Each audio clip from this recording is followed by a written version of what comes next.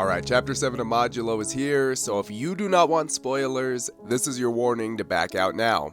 So the first page starts with the old man. He's like running away and it looks like he's in an alley, and he says, for a while now it looks like it's going to be a game of tag between the sorcerer and the demon.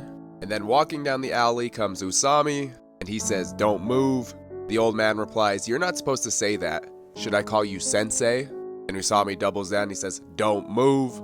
The old man screams, the serpent eye, cursed fang seal, and then he says, cursed speech, and Usami cracks bro with a punch right in the cheek, then flies up on him and kicks him in the face. So it looks like Usami was using cursed speech telling him don't move.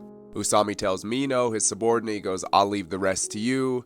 Then it pans back over to Cross, and Cross is grabbing Tsurugi by his collar and he says, what was that? What was going on just there? What did you say? And Tsurugi, just kind of being the cold effort that he is, he goes, aren't I supposed to avoid talking to you? And Cross replies, what did you mean by neighbor? You're the ones who said it, right? But it says important, friends who understand why something is important. But Cross is still holding on to Tsurugi's collar and he goes, stop with the unnecessary things. You and we, as neighbors, at least I know the history of this country. After the war, you humans have enjoyed peace on the path laid by the great powers. What can you possibly understand about that? Humans don't need to constantly think about protecting their own lives. Everything necessary to be human is already with us from the moment we are born. You've probably looked down on refugees as dangerous, dirty, and poor, haven't you? Especially after establishing your superiority in the international community following the Kyoto Paranormal Resolution, it's been particularly cruel. As for being neighbors with the likes of you, we refuse from our side. Then Usami pulls up and it goes, dispatch agent. Cross tells Usami, I want to take Special Envoy Maru back to the mothership, and Usami responds, to show Maru in an injured state to the Sumerians, and Usami, still trying to be diplomatic, says, if Sumerian-specific treatment isn't necessary, we will do everything we can for him here. Then he says, damn, do you intend to take biometric information data? And Cross says, I'll borrow it. Then I'm not even joking, on the next page, it's like a pan to the mothership, and it looks kind of like it's a dream in Tsurugi's head. There's like a really ominous looking person lying down, and I am like 99% sure that that is Mahito. And the translation that comes from that is, what the? It's not him? Then it pans over to Maru and he goes, Tsurugi, are you okay? Then like the good brother he is, he goes, where's Yuka? Maru says, she's under examination, but she seems to be doing fine. And he says, it seems like Cross has come, and Tsurugi goes, is he always like that? And Maru responds, what do you mean by that? And he's like, is he always like angry? Mad? And Maru responds, it's not like that. There's a reason why it happens, of course. Then Tsurugi says, Maru, I'm sorry. Back when we talked about invasions and barging into people's homes, I didn't have enough imagination, and you used a cursed technique, right? Will you face any, like, particular punishment? Maru says, for now, no. Then Yuka comes into frame and she says, hey, it's the MVP. And Maru is really excited to see Yuka. He screams her name like, hey, what's up? Good to see ya.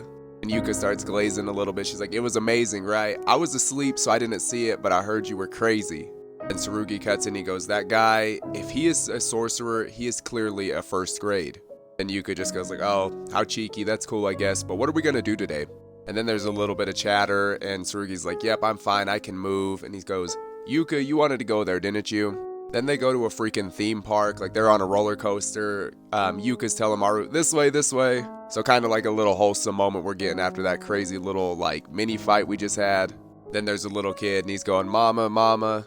And it's low-key kind of funny because we get like an ominous panel of all three of them looking like spooky as hell just over the kid staring at him. And Yuka, being the nice one she is, she goes like, hey, like, are you lost, little kid? I'm sorry, my brother has a scary face.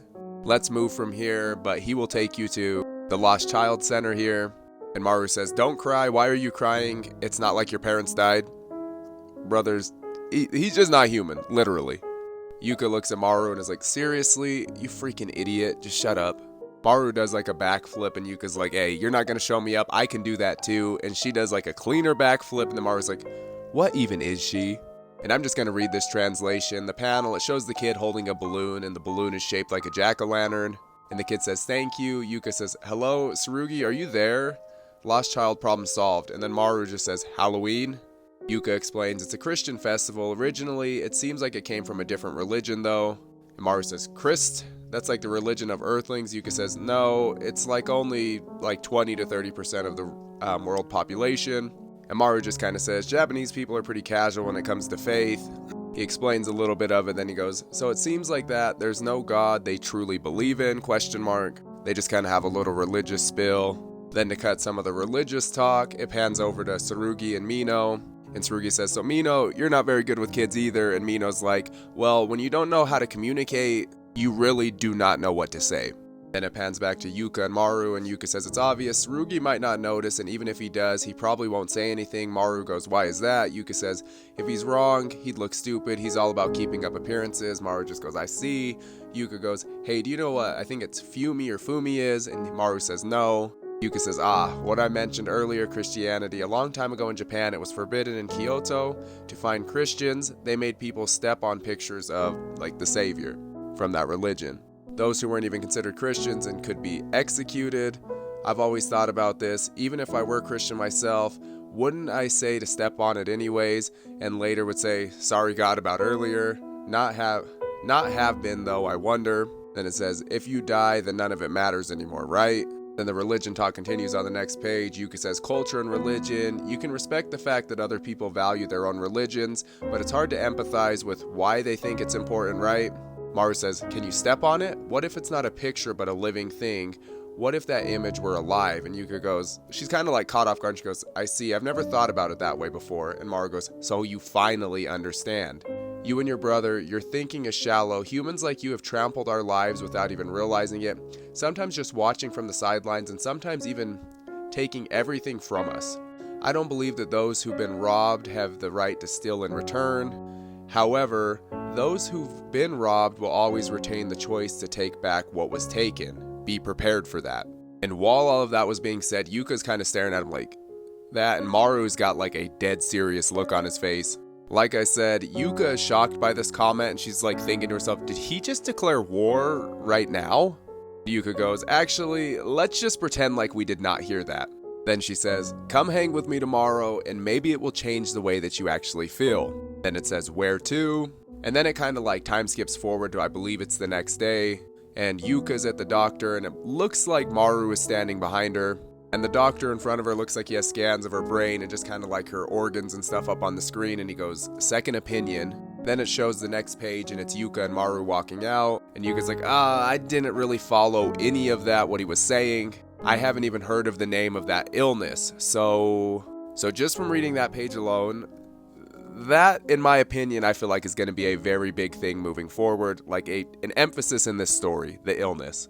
Well, you guys, then there's the next translation right after that, and I'm looking like Captain Obvious, like an idiot right now. And Maru goes, so basically, isn't it cancer? I've heard it's common among Earthlings. Yuka goes, I'm not sure. It's a malignant tumor, different from cancer.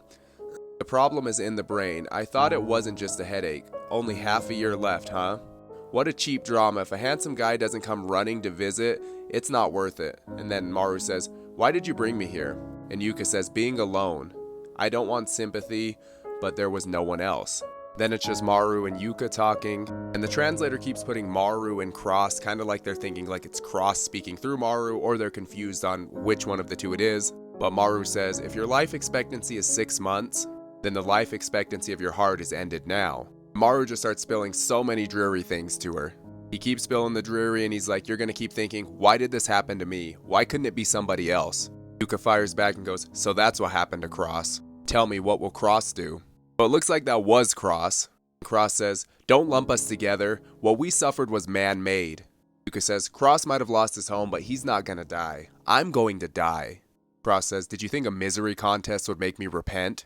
Yuka starts taking a diplomatic approach and is like, hey, we're just talking. She says, there are things I can't change, but Cross, you can change them with time.